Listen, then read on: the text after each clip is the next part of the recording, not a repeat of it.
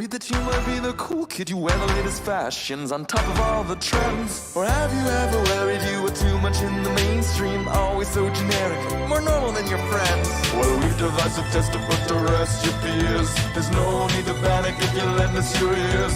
Tonight you can't sleep easy after all that you've heard. Cause if you like the show, then you're probably a nerd. Oh, Canon, it's Canon, it's all.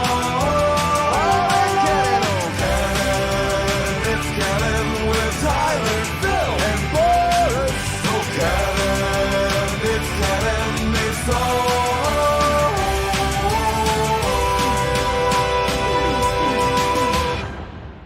in Canon.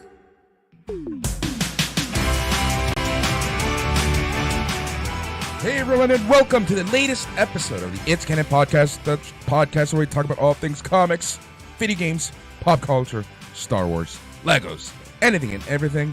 And the best part of it all is that it's all in canon. We're your hosts. I'm Boris, and as always, I am joined by Phil. Happy Cyber Monday to the world, and happy Thanksgiving to you, Mr. Boris. American Thanksgiving. And all of our listeners. Yes, and all of our American listeners. Exactly. Yep. Yeah. How's it going, Phil? You know, trying to stay away from Amazon right now because everything is just designed to steal my money. I did right. I got American Thanksgiving so wrong this year. I thought it was last week was Black Friday because my Amazon app started selling me Black Friday deals, right? And I'm like, oh, okay, great. Lego's on sale. So I went through and I purchased the C3PO buildable figure, and it pairs up perfectly with the R2D2 buildable figure that I picked up earlier in the year. And that was like almost 40% off. So that was a steal as far as I'm concerned.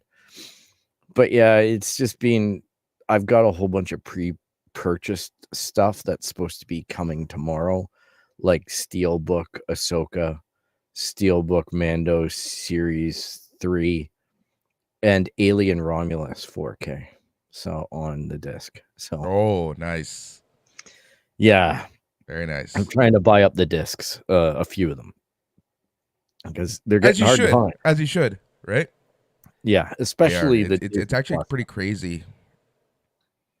Yeah, it's for sure. It's crazy how hard it is to find some of these things at this point. Like it's like anyone who like yourself, like Alex, like other people that I know who are like very much into their physical collection. Man, it's just becoming half near impossible at this point. Yeah, it really is, and some of the stuff that's out of production is just skyrocketing in price. So it really is a weird world right now because like I dread to think some of my DVDs what they're actually worth, because even the used ones are going for like $70-$80. So I'm like, I know, it's crazy. It's insane, right? Like, oh, it's crazy, but it's also crazy how long Blu-ray 4K has lasted as the medium to use for home theaters. Well, it's still in a large way is just the Blu-rays. Not a lot of people that's what I mean. 4K. But that's what I mean. Like the fact that Blu-rays at this point have lasted as the main form for over 10 years. Yeah, and in the video player market, all right, on your Xboxes and your PlayStation 5s, we have the ability to play 4K discs. It comes up as a Blu-ray player, but it's actually a completely different codec. Same type of disc. It looks the same, but they're usually in black boxes. And I have a dedicated DVD 4K Blu-ray for, noise reduction if I'm really geeking out and being an audio and video file. It's a rabbit hole. It's a curse as much as anything. But here we are tonight. Disney moved it up. The premiere 2 episodes of Skeleton Crew tonight at 9:00 Eastern, 6:00 Pacific time. So this is I don't know what to expect with the show. We've talked about it. I really like the trailer stuff that I've seen. I know that it's not for me, but I know that there's going to be a nostalgic bit that appeals to me as well. And I'm curious to see where they go with this project. Like what tone it has, because certainly with the last one, it kind of wasn't very well executed. But it was an all right show. I liked some of the ideas that they had in it, but it just didn't, a lot of fan backlash, which wasn't right. But, you don't have to like it all. That's for sure. You just shouldn't tell people what they can or can't like. If you know what I mean. That's the problem, right? Yeah. Yeah, we've talked about this a few times. But yeah, no, I'm really curious to see how Skeleton Crew is accepted, right? And are they able to capture that new fan base that it seems like they're going for? Like, it really seems like they're really trying to get a new fan base, get new fans into this into the Star Wars world, right? So, like, will it work? We'll see. Are people going to be persuaded not to watch because of fan, and I'm using fan in air quotes, backlash? This is the thing. I've seen so much resistance from the usual talking heads in the Star Wars, arena. And they just seem, unfortunately, to be so hell-bent on, you have to make Star Wars the way that I know it, and you can't make it for different audiences. It's, that gatekeeping stuff we talk about. But I really don't want Lucasfilm or Disney to do that. It's fine if you want to make something that tugs on the nostalgia or whatever, right? That has the old feel. But it should be pushing into new directions and new audiences. And Star Wars was always for kids, right? Like, it was always a kids aimed with action and real stakes.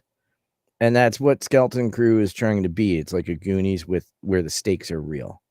So I'm curious to see how that goes. Like Jude Law. And the show I was talking about before was The Acolyte. I apologize for exactly on that. Yep. But yeah, we'll see. So next week we'll be either mired in hatred and animosity, or we'll be watching something healthy and kind of going, hey, let's give this a shot. Like, I think it is aimed for the kids, but it is 100%. It adults my age that remember the Goonies and all that kind of stuff that are just going to be like, it's like watching the 4:30 movie. It'll bring you a little bit of nostalgia and maybe a little bit of humor. And let's just get this one thing straight. The little blue thing isn't a same race as Max Rebo. It's actually a different alien race, because apparently, despite the action figure having legs and arms, apparently the things that Max Rebo plays the keyboard are his feet with that race. His feet. It just blows my mind how much people care about this stuff. Yeah. I know it's some of the details is like just kill me. Like I understand the details are important. I really do. But the details that some of the more toxic fandom take things, it's just like, guys, just have fun with it. Like, again, I'm not saying like don't. Yeah. I'm not giving Disney the open door to just, break canon and stuff. But like, yeah, it's supposed to be fun. Oh, it was the whole argument in The Acolyte that Al-Kundi, or whatever the guy's name was, the Jedi with the big head, he couldn't have known that there was a Sith. He never knew in The Acolyte. But so many of those fans said, this is breaking canon, you can't do it. I'm like, actually, they played it so perfectly into canon that it made his statements in The Phantom Menace even more poignant. But, that's the issue, is that they don't give it time to breathe. They don't give it air, and they don't think about it, in that way of getting to the movie and then realizing that the show actually reinforced a lot of what happened in the movie. That's And then, exactly it, right? then you have But Ewok. well, whatever. We didn't light the forest moon on fire with Ewok Adventure, remember? It was, hey, look, I'm a Yeah, kid. exactly. I get more Star Wars on TV. Yeah, yeah. So we'll see exactly where that goes. The Acolyte premiering basically by the time that we're done recording this episode is done and dusted. And just remember that there's so many ways that you can listen to us and watch us, including YouTube, Twitch, Facebook, and X. And you can also listen to us on any podcasting platform. And again, thank you to everyone who does listen to us. Got to throw that out there before we continue. Yeah, man. So over the past few weeks, I've been seeing more and more. There's Microsoft is spending a lot of money on social media on their "This is an Xbox" ad, and I wanted to bring this up just for a couple reasons. And number one, it solidifies what you and I have been talking about for the past 5 years at least, and that is the console war is over. By that I mean, I think Microsoft has officially, internally and now externally to the consumer, really showing us what they think and what the future of the Xbox is, and that is a live gaming service as opposed to hardware. Yeah, they created Stadia. Yeah. I'm Well, we knew sorry. this was gonna happen. Like, we've been saying this as Yeah. soon as the cloud stuff started. Yeah.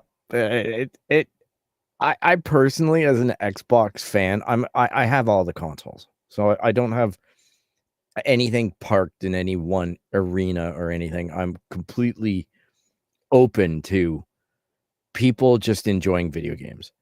But having the console is kind of fun.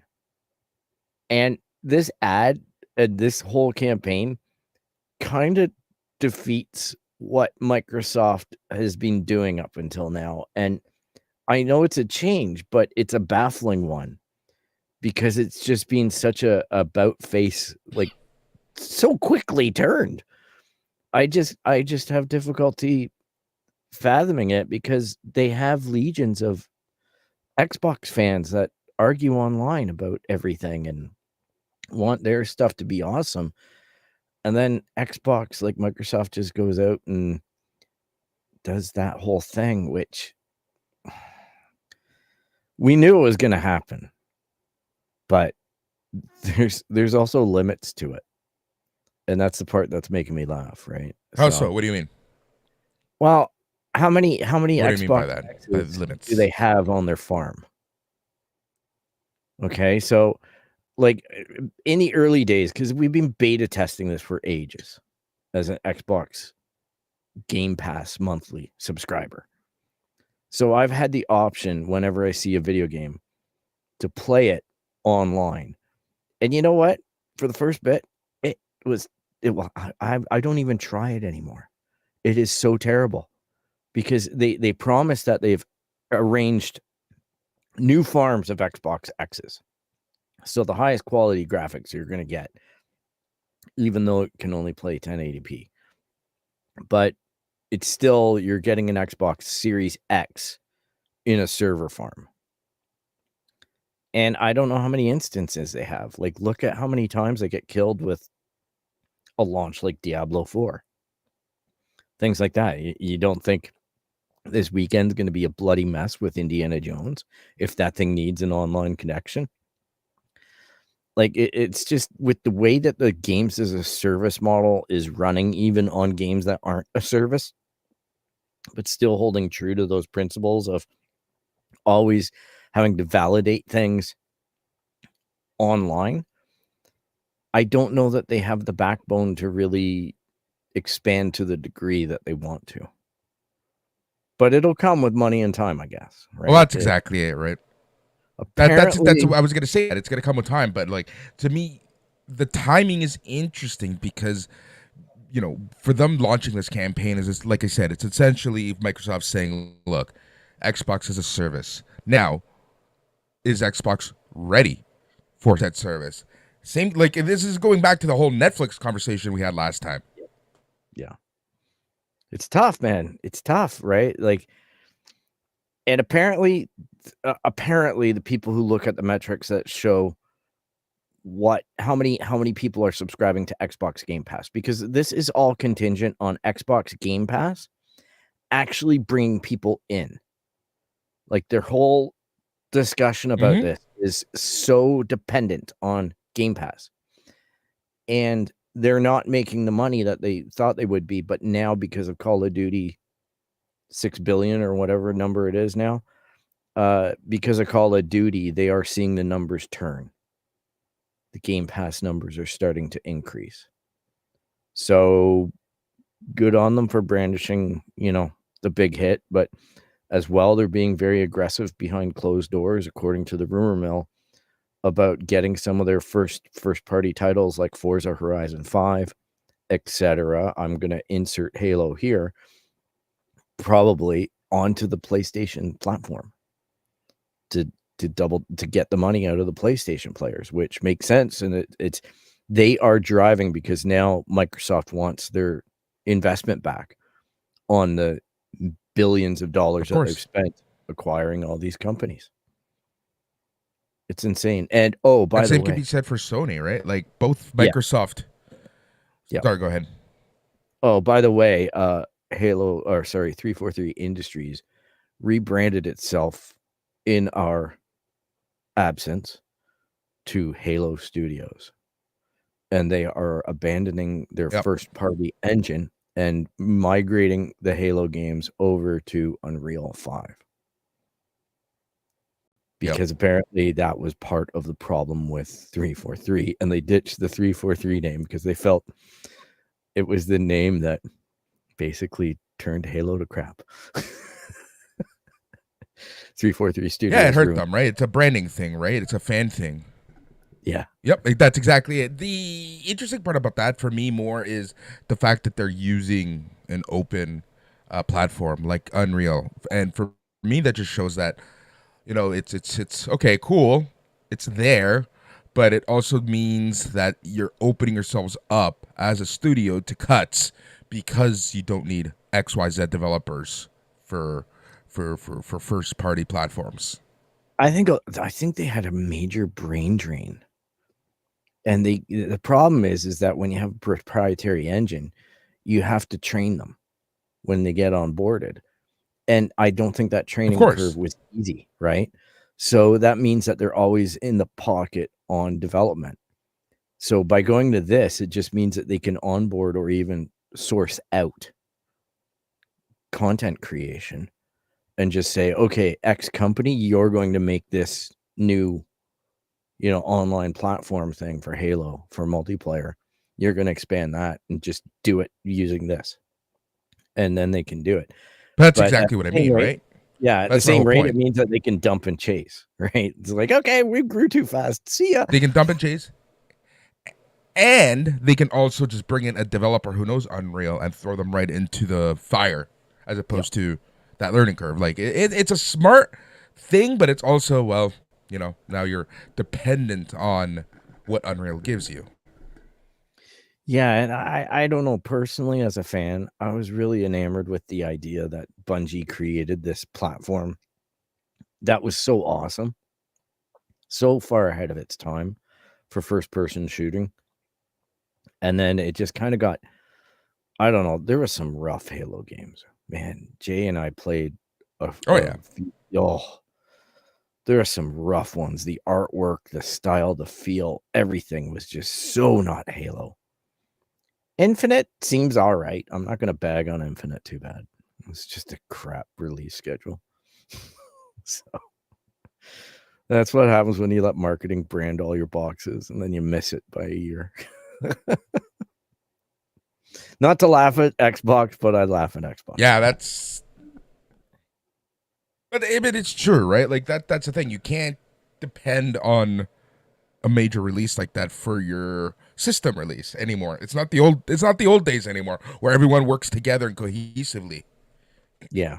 It just feels very siloed, would be the word that I'd use as Microsoft right now. But hey, I feel bad for everybody. Like, this has been a bad year for the games industry. A lot of people have lost their jobs. And I don't know if you saw today, but Alana Pierce is leaving Santa Monica Studios. Yep, So I saw. she worked there for 5 years. So good for her. I hope that she's successful in her endeavors. So, but yeah, it's this. Oh, the gaming world is weird right now. That's for sure. It is. It really is, and it's kind of scary, right? Like the pressures, because people have noticed how much money video games actually bring in. And I think what's really making it harder and harder is that you're not going to see too many independent studios anymore, right? Like they might release one game and then they're going to be bought out by either Microsoft or Sony. That race is just is insane right now, and I think that's hurting the video game industry as a whole. Yeah, and then look at the fact that this really got to me because I was thinking about it. I saw a podcast or a show talking about this, and I'd never really considered it too much. But 20 years ago, they wanted you to buy a game. They spent all their money on advertising just to get you to buy the disc, put the disc in your computer or your console, play the crap out of it, and then they'd make the game as difficult as possible to get you to stick with it and not be able to finish it in a weekend. So it was discouraging going to Blockbuster Video and renting it. Now, the art of the game is to make you play it for years. And that's the part, like, you know what I mean? Like, I got to log into Bungie, I got to log into Destiny to grind my weeklies. I log in every day to Forza Horizon 5 to do my dailies. And then Thursday nights, me and my buddy Mike, we go online and we finish the week in one night. And that's our thing. And I'm just like, yeah, I've never thought about how much I've changed in the way I play a video game, because now it's maybe that's why I don't game as much as I used to. 100%. Right? Because games aren't fun when they're just dragging out and there's no, like, that's why games like The Last of Us are popular and whatnot, the single player games, because they're more like, here's a contained story, work with these elements, master them, and we'll give you a great cinematic ending. Instead of, okay, let's go on PvP battle. Like, I never really thought about it. No, that's exactly it. That's Oh no, 100%, right? It's all about like the events, like whatever's going on, the seasons, especially for live games, right? Like it's a totally different beast nowadays, and that's why personally I do love games like Last of Us and things like that. You know, the standalone games, because, well, I can play at my own pace. There's a standalone story. I'll be done the game in about a month, depending on how much I game, and you know, that's it. Cool. Yep, I agree. It's flipped a switch for me, where I'm like, I got to be more thoughtful about what I purchase and what I game, because like even the Crew Motorfest. All right, I bought it. I bought it on both consoles, to be honest. I was a bad boy. And I bought the deluxe edition on both consoles because I was really, you know me, I was really into the which one plays better, blah, blah, blah, blah, blah. And the thing that I like about the PS5 is the controller. The controller every time is like, oh, this is awesome. And then every time I go back to the Xbox, I'm like, I missed the controller on the PlayStation 5. But anyhow, I did that. I got the year one pass. I've played the game probably 6 times between the two consoles. Not going to lie. I finished the Donut Media thing because James Humphrey was in it and he makes me laugh. Now it's year 2 and they want another $40. I hemmed and hawed, looked at this year 2 pass. And then it was like, why am I going to waste $40 on a pass that makes it Need for Speed? Just so I can explore a new island in Hawaii when I haven't logged more than 20 hours on this. Like, is that smart? No. Stop thinking like that, man. Right? It's like, no, I'll save my hard-earned money. I did buy FC 25 or whatever because Black Friday. It was on for $40. Yep, Like, of all course. right. It's our time to buy it. Yep. That's you and I. It's time to get it. So makes me laugh. Just the game industry is funny, and you know, I guess FC25 is a great example of a game that can work both ways. I know so many people play it to play the pay to win aspect and get all these cards and spend hundreds of dollars on digital media, trading media and stuff. Or you just do like probably what you and I do. Log in, pick your team, play your games. Beat the computer, have it. Yeah, that's pretty much what I do. Yeah, me too. I was playing, you know, oh, let's fight. Let's go against Montreal. Okay. But yeah, that's pretty much what I do. I'm not into the whole card game and all that. Like, it's just too much. It's too much. Like, I see people spending thousands and thousands of dollars. I don't know them personally, but just online, right? Like, I just don't know how. I can't justify that. I think I tried playing that thing once, and they were giving you free packs and stuff, and I'm like, this is just ridiculous, because you even have to sign them to contracts and stuff. So even the digital players you acquire for your team, at least in that version, you didn't really have the rights to do much with them, only for a limited time, you know. And I was just like, yeah, this is kind of stupid. I don't really want to do this. I just want to play, pick my team. Oh, for sure. Who we're playing next week, and then just go and play that game. Which, just in the sports world, it's interesting. I'm just kind of yeah, I know. I saw. I think it was a save face. I think something is coming down, so they kind of went ahead of the game before and let him resign. Let him go before he gets fired and blah blah blah blah blah. Oh yeah, but I think we're far from drone gate with that. It's completely the drone stuff. We know that 100%. Like the government and everybody's like asking questions now, and the funding and everything like that. So you know that it's an eventuality that he's going to be put in the hot seat, and he's going to get a FIFA suspension. And TFC, there's two things in TFC world. Sorry, I'm going to put on my soccer hat for a second. You know, there's the drone gate, but then there's the fact that we don't have a lame duck CEO. This Kevin Pelly guy, or whatever his name is, he was involved in Europe with a soccer club. I forget which one, but he knows the potential of this sport and this market. And he's not going to sit there and go, oh, let's have the nice guy, John Herdman, who wasn't very nice from what I can tell. You know, if you didn't want to fly the drone, he blackballed you. So, he, you know, I wish him well, and I think that he achieved some interesting results this year, and we definitely did better than Mr. Bradley did. But I think Bill Manning leaving and having, you know, Herdman kind of resign, I think it just speaks to the fact that we needed to clear house.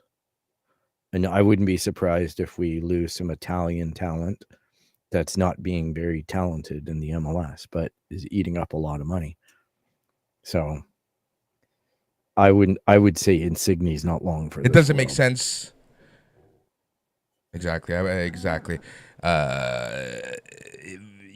100%. You can't not justify having the third highest payroll in the league and not bringing in the results.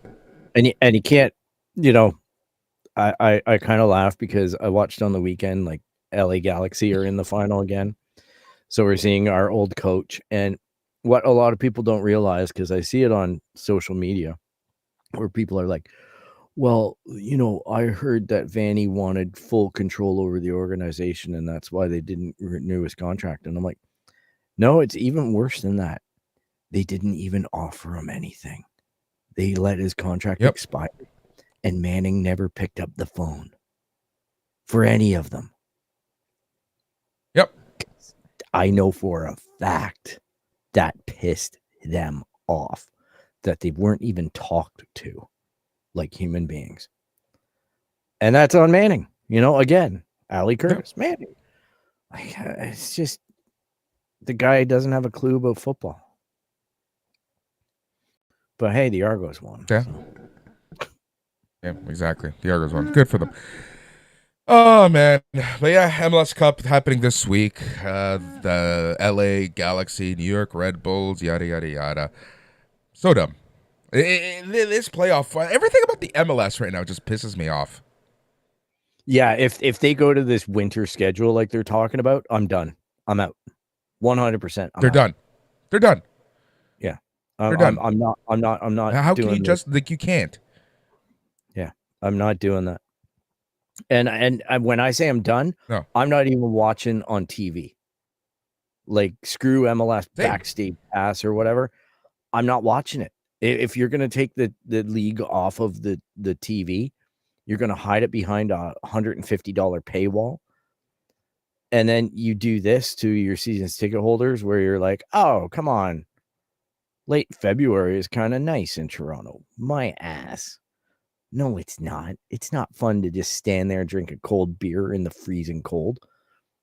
Remember when the biggest problem was that BMO Field didn't have heated water in the cold months? Remember the pipe? Their pipes? Yeah, their pipes. Yeah, the pipe issues.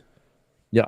I know it's all taken care of under the renovation, but it's still, man. Still. I can only imagine. I remember seeing front office staff sweating whenever we had a cold game because they were like, what issue are we going to have tonight? Like something's going to go wrong.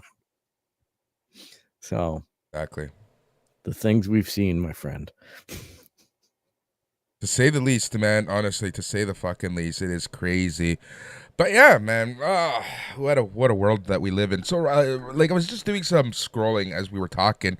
Something that I'm noticing, and this is interesting, is how many sales there are on physical media right now. Yeah. Like how so? Like that means one of two things. Movies? No, like movies, especially. Okay. You go on Amazon right now, like all these collections and stuff. Well, one of two things is kind of what I always fear when I see this. Is number one is it's gonna go away, like that version, the whole Disney thing where they used to put movies, quote unquote, in the vault. The other thing is that a new version of said movie is gonna come out. Oh, that's valid too. I think there's a third option here. I think because Walmart and Target, I believe, in the States, Best Buy, all dumped physical media. They only get in certain items and they warehouse them now. They're very rare will you find them in store. They dumped physical media for movies and music. And I think what you're seeing now is a lot of the distributors are fire sailing it all on Amazon because they have stockpiles of certain things.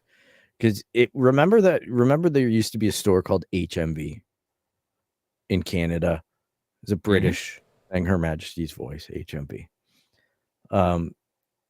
They started opening up HMVs in the Toys R Us stores here in Canada. And they opened them where it was the video game section. Now it's the HMV section. And it's filled with the same crappy movies that were all in HMV with double the price. Right. It's their warehouse that they're dumping media out of and trying to claim that it's nostalgic now and has more value. So Amazon's going to be the other way. It's going to be the only way we're going to sell this is cheap. But it all depends. Like look 100%. Look up Peter Gabriel Secret World Live DVD Blu-ray. That's going to be like $90 because they don't make it anymore, which is kind of to your point. Yeah, exactly. That's the thing, right? Like, and going back to what we were talking about earlier, right? Like, for those of you, man, just save some of those. Like, man, I gotta like check the old VHSs because like we have all the old Disney VHSs. I'm pretty sure we can like little fortune in there. Oh yeah, for sure. Like even Alien Romulus is releasing on VHS. They're doing a limited run on VHS. Yeah, I love that. I love that so much. That's kind of cool. That's kind of cool. So it's a fascinating place. Like if you have, I have a copy of Blade Runner from the late 90s in a Warner Brothers cardboard box. That thing's worth mad money, that DVD. Because nobody bought it. Because they were like, oh, Blade Runner. And then Blade Runner got the Blu-ray treatment and then a director's cut and yada, yada, yada. And that's like everywhere. But some things are really hard to find. And other things are being blown out for like $8 or less with free shipping and everything. Like I'm blown away by it. Blown away. But like I say, that's the time to grab them because you don't know if you're going to see them again. Because once they go away, then you're into like look up The Good Place full season, $90. Yeah. You know, funny because I'm pretty sure that is on sale right now. I swear I saw that as I was scrolling. Heck. Yeah, Good Place. It's on Black Friday discount right now. $37.50. Down, it's about 50% from its 70. This is all American for the record. Oh, okay. Yeah, you Americans. I know he's in Canada, but well, it's funny because like if you do the conversion, it's the same price, right? Because like last week I was seeing the Star Wars the Black Series helmets were at $100 American. You do the conversion, they're at $140 Canadian. Yeah. I have it at $81.79 on Blu-ray. Canadian. It's down from $89.44. There you go. Yeah, and the helmets, again, it depends on the helmet. Like behind me. Yeah, it depends on which. You know, like that Scout Trooper. The reason why it's hard to find on Amazon is because it was a GameStop exclusive, apparently. I didn't know that. Yeah, it was. Yeah, I have a GameStop. I remember seeing that somewhere. Well. Yeah, I didn't realize it until I watched an unboxing, and I was like, oh. But I luckily scored it off of Amazon. It wasn't cheap. It was closer to $2. Yeah. And then some of them are crazy money. My favorite thing to do is actually I get ads on Instagram now where they show you retro Lego. And like I just showed my dad the little Dickens set that I have. It's the book and a little Timmy and everything like that. And I got that thing gift. It was a GWP gift with purchase. So you spent a Christmas like 3 or 4 years ago, you spent $100 or $120. They gave you this set for free. They're selling that set on Amazon now for $110. And I'm just that's like, crazy. I have quite a stack of sealed boxes, and I've estimated over Amazon's markup price on the older sets because I have some sets that are going back a long time. Certain sets, like the TIE Fighter helmet that I have, is probably around $800 American because it was only sold at Target and on Lego.com. It's one of the hardest ones to get, apparently. Yeah. That's crazy. It's at the bottom of my pile. But yeah, it's just ridiculous how much. Crazy.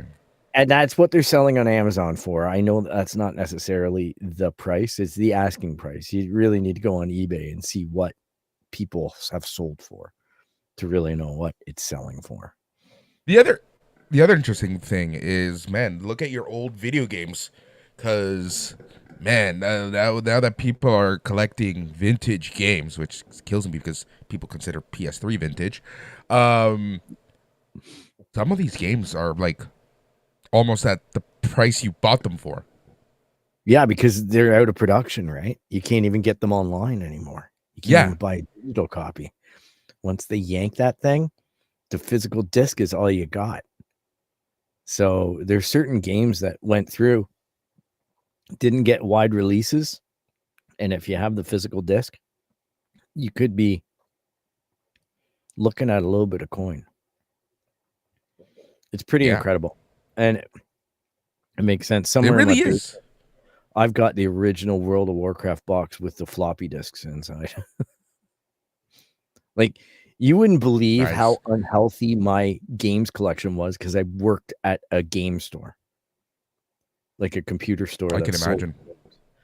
And I had first day access to everything, and my manager was like, "I'll give it to you for cost." And we'd look up in the computer, and it was like, "Oh, $20. All right. Got the new TIE Fighter game. All right." So, That's yeah, awesome. it's Yeah, no, I have the original Diablo 2 release. I have a bunch. yep, At my place somewhere. yep. I got A Diablo bunch of 2, PS3 games. Diablo 3 special edition with a mouse mat, and I've got all the World of Warcraft expansions and special editions. Man. I think I even have Mass Effect too, like the original release on PC. Oh yeah.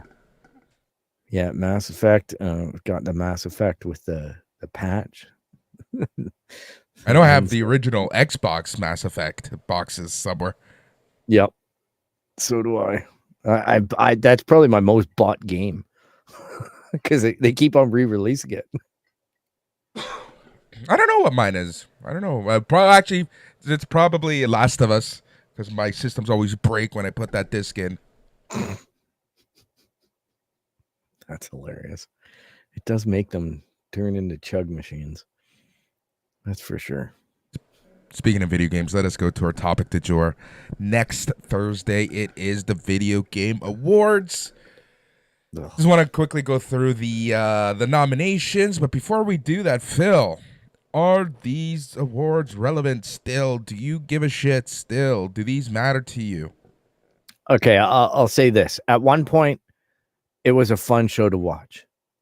You got a few commercials, you saw a few awards, you saw a band or two play. It's kind of fun. It wasn't a bad way to spend the evening watching that on YouTube or whatever.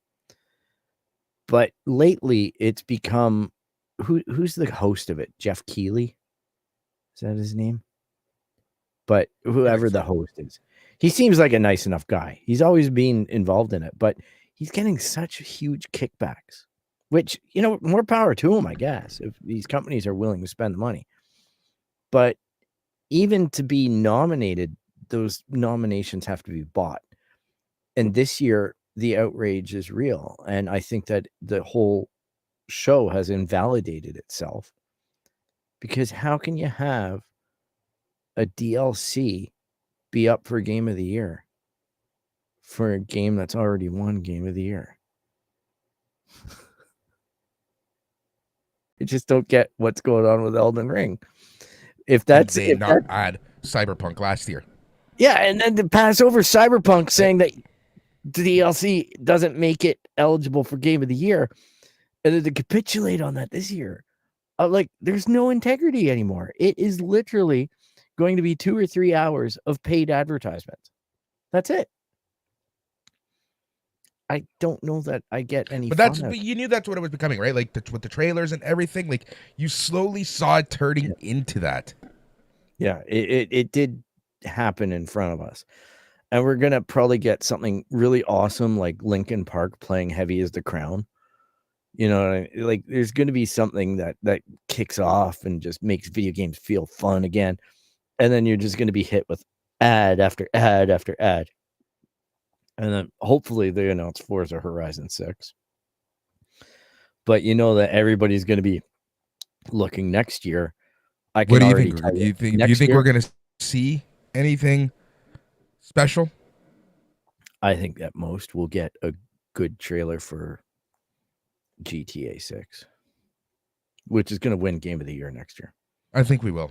And if it releases in 2025, guaranteed. There's no contest. It's just done. It's just done. But I don't really know anything about the nominations. I just heard that one. All right, let's quickly go through the nominations. All right. Yeah. I think we're fucking being the internet here right now. All right, so I'm gonna skip best esports team and best esports athlete. Don't really give a shit about that. Let's talk about the video games. Best esports game, Counter-Strike 2, Dota 2, League of Legends, Mobile Legends, Bang Bang, and Valorant. Wow. That hasn't changed for 5 years. That list. Do you want me to pick one that I think is going to win? Like, that's a bag of shit. Oh, I know it. I know. Like It Counter-Strike. really is. I It really used to. fucking is. Oh, that's just embarrassing. I'm sorry. That's a shameful list. What? It just shows how little that industry has tried to I know. change. And good, if it's your type of game, I'm not taking It away hasn't your at joy. all, and that's the funniest part.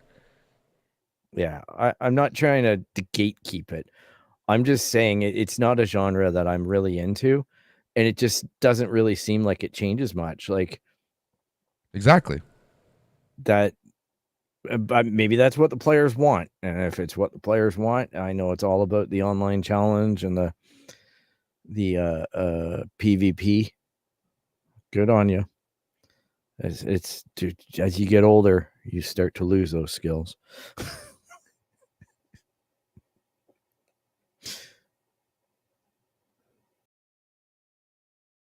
Yeah, you don't give a shit too much about that. I'm gonna skip content creator of the year. This is a stupid category. I don't understand this category.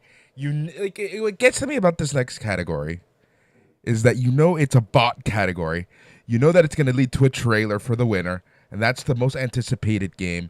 You get Death Stranding 2, Ghost of Yode, Grand Theft Auto 6, Metroid Prime 4, and Monster Hunter Wilds. Well, I know exactly where GTA 6 trailer will go. Right? Yeah, that's not even sporting.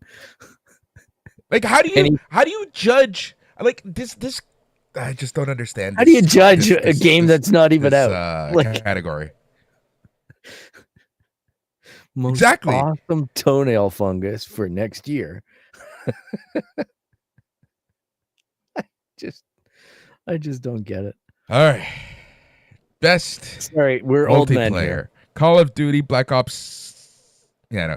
Best multiplayer. Call of Duty Black Ops 6, Helldivers 2, Super Mario Party Jamboree, Tekken 8, and Warhammer 40,000 Space Marines 2.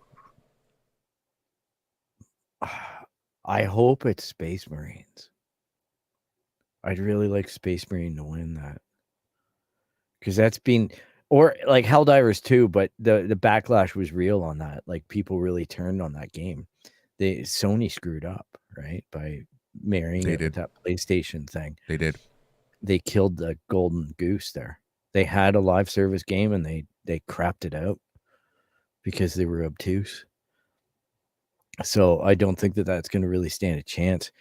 Space Marine, I just hope it wins because it's one of those games that I love that it pisses off so many people in the industry because it's just a solid B class game that makes no bones about what it does.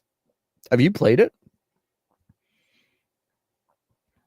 No, I haven't. Oh, it's actually good. I don't even touch the multiplayer.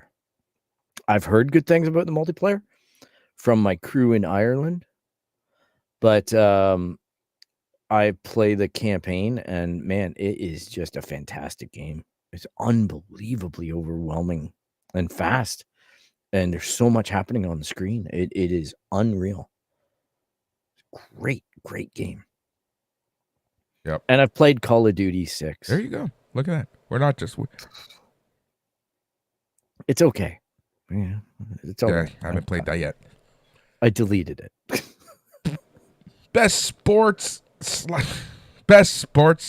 racing game. Got F1 24, EA Sports FC 25, NBA 2K25, Top Spin 2K25, and WWE 2K24.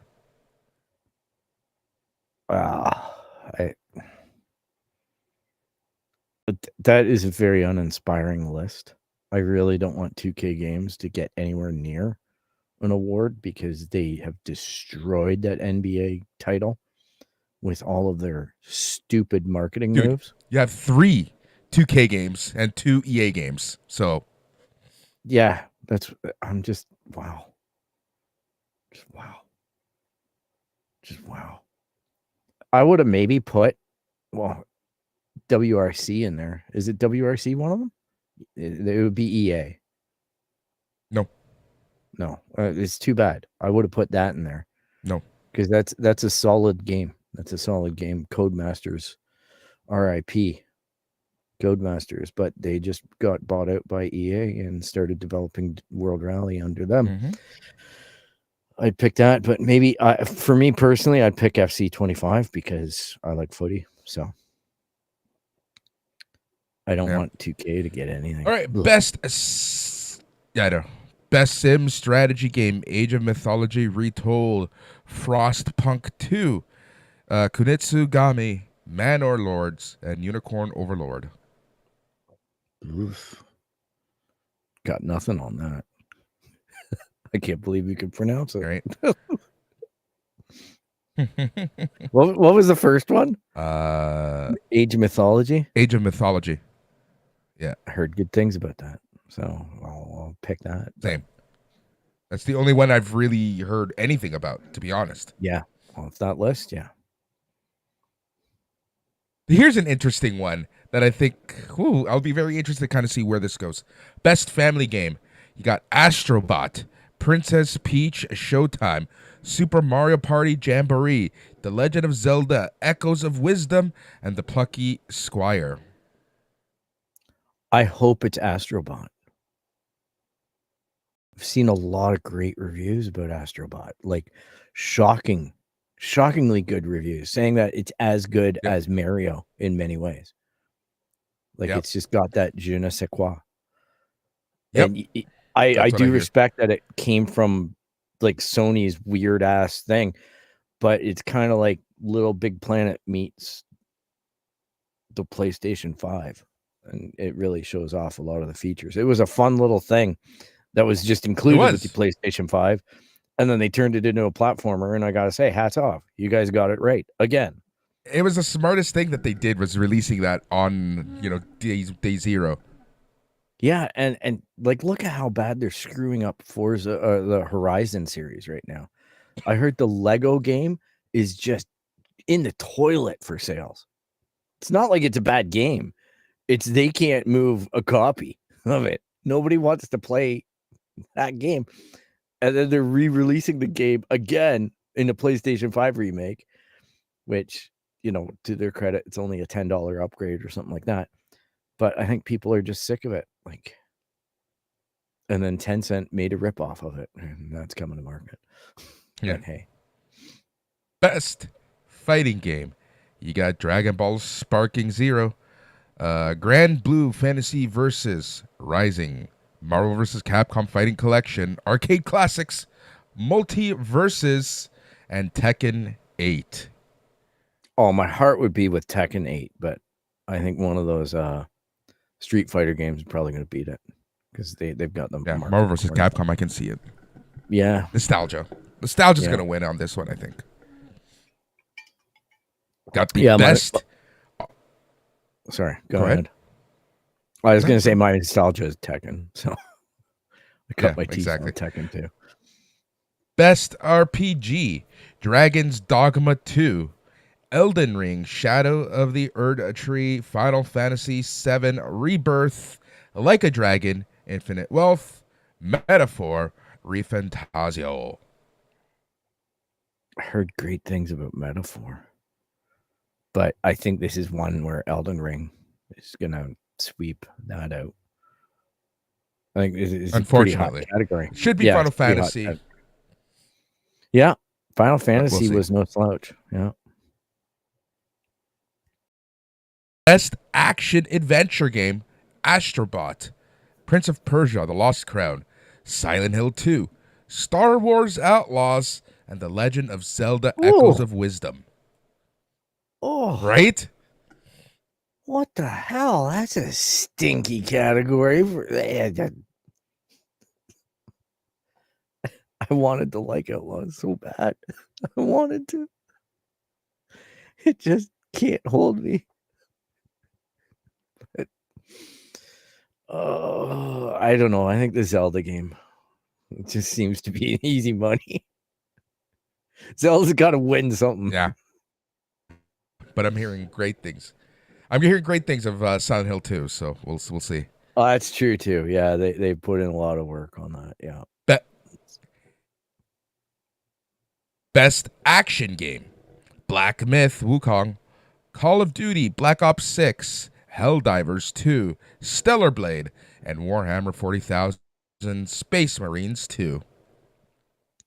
Oh, I'd hope it's Warhammer Stellar Blade, but I don't think so.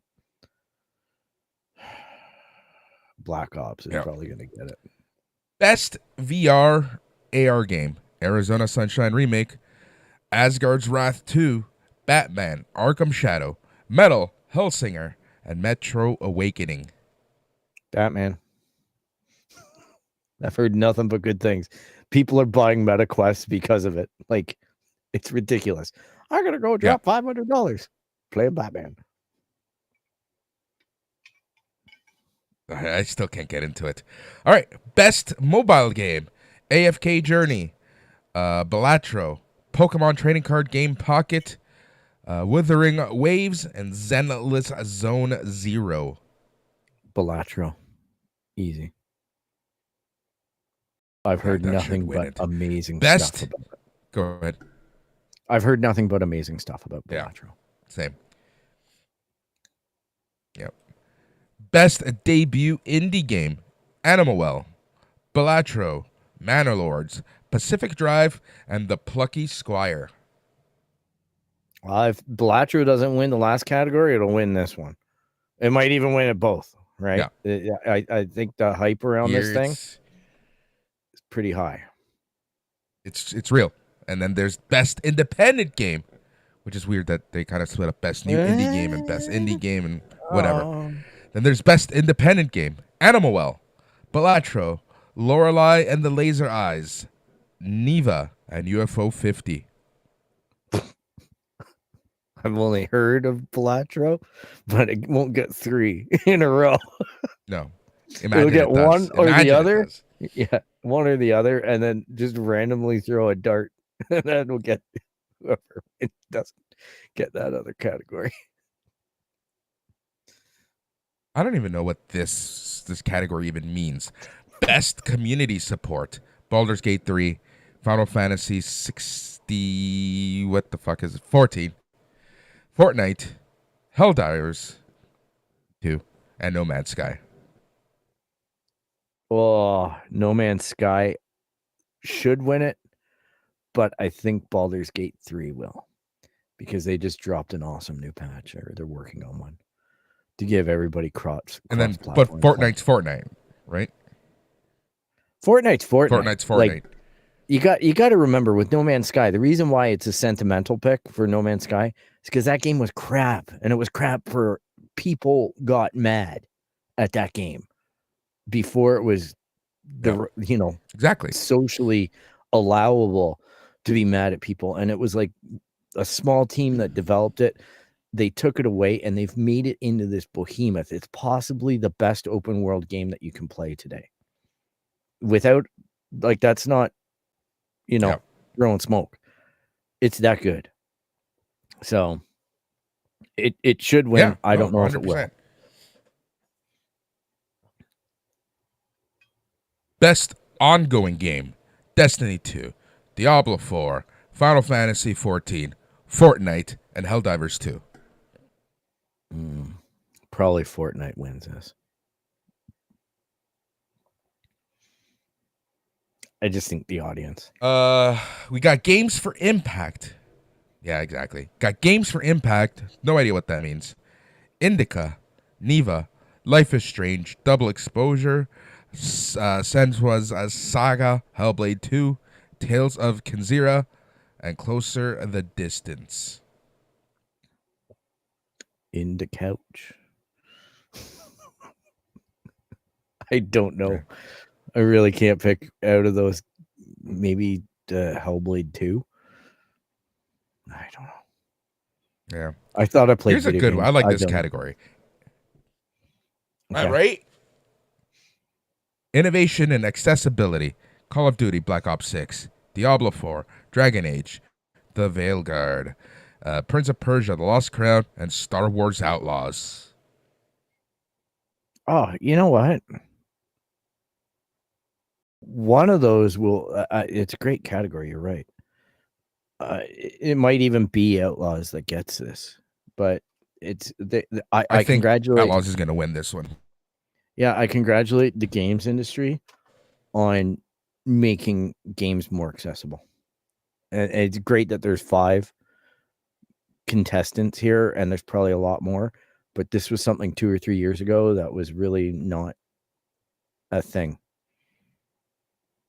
You had, subtitles on or off. Now I get the ability. About a lot, but now I get the ability to change the subtitles, change the background that they're on, increase the contrast, everything. Like, and I'm like, for a guy with vision that's being wonky sometimes, it's great. And friends who are colorblind, to have the variety of options that a lot of these games give, and then even disabled players, and just some of the stuff that Xbox has done to get controllers that can be adapted for disabled gamers and whatnot. Fantastic stuff. Yep. You got Best Performance, Brianna White, Final Fantasy VII, Rebirth. Hannah Tell, Life is Strange, Double Exposure. Humberly Gonzalez, Star Wars Outlaws. Luke Roberts, Silent Hill 2. And Melina Jurgens, Swena's Saga Hellblade 2. I think maybe the Final Fantasy remake. That or Silent Hill 2, I think. Or Silent Hill 2. Yeah, you're right. Heard so much good stuff about that too. Here's a good one. Yeah. Best Audio Design, Astrobot, Call of Duty Black Ops 6, Final Fantasy VII Rebirth, Senua's Saga Hellblade 2, and Silent Hill 2. I think this one has to go to Silent Hill.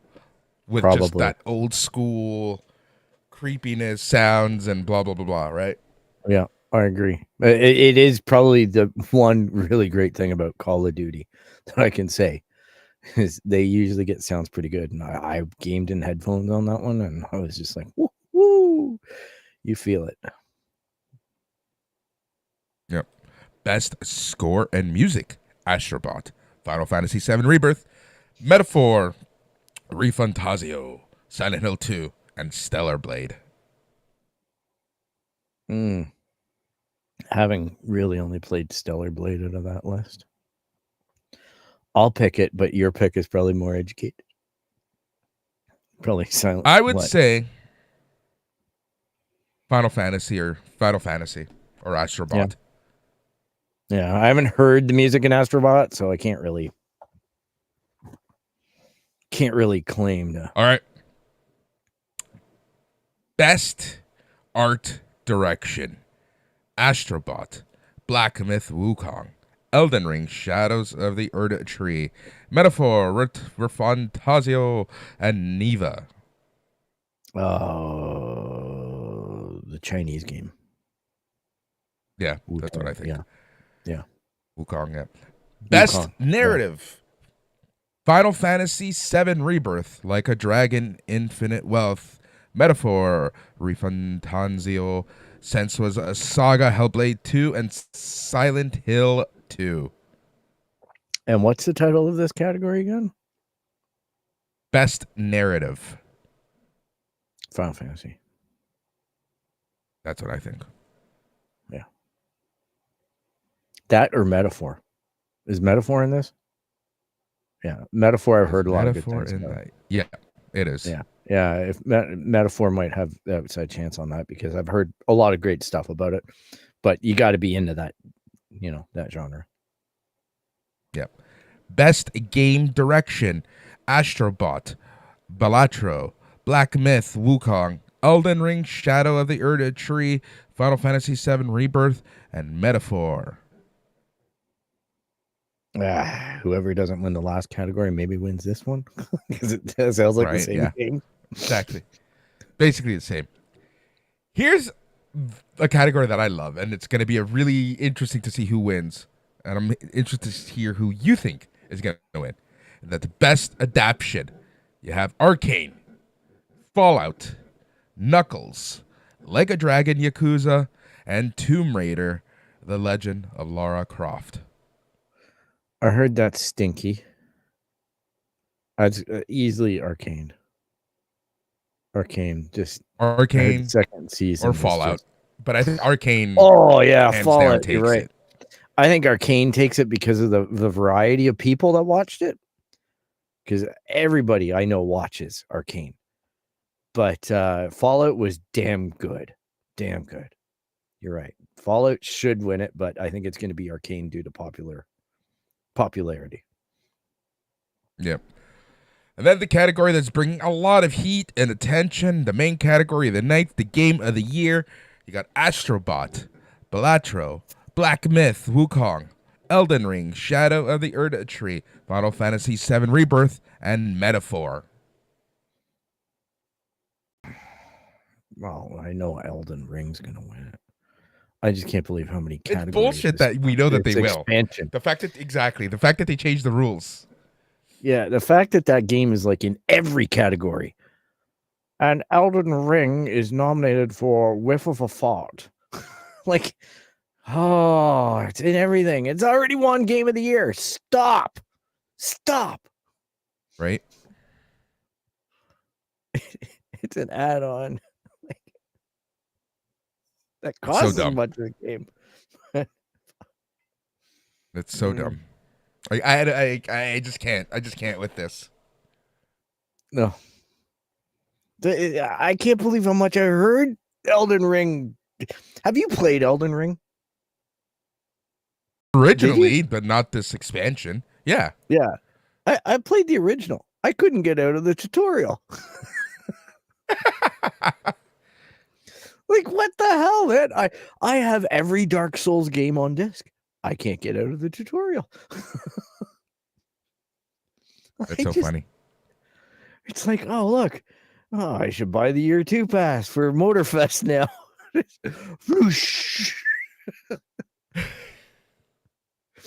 Yeah. I picked that's a game disc for cheap, but fuck. Yeah, I did too. It was like really cheap, like $20 or something like that. Yeah. Right after it came out. So that is the Game Awards 2024. We'll talk about it in a couple weeks with the winners, and we'll probably rant a little bit. Probably an old man rant that you're going to be getting at that point. If you haven't had enough of an old man rant as it goes so far this episode.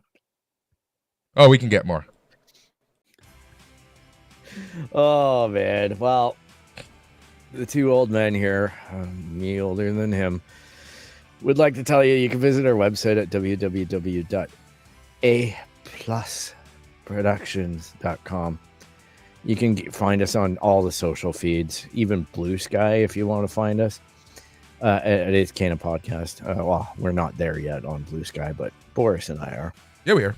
You can email us at show@itscanonpodcast.com. And anywhere where you find, podcasts, you're going to find us. You've already found us. Tell your friends. Leave a rate and review.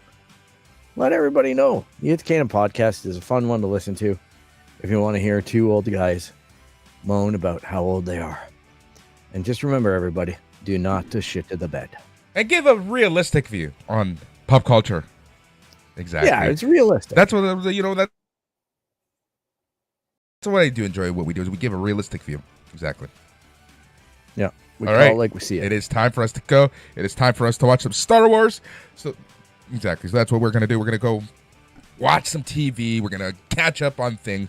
And we're going to be back next Monday here on the It's Canon Podcast. On behalf of Phil and myself, take care, good night, and goodbye.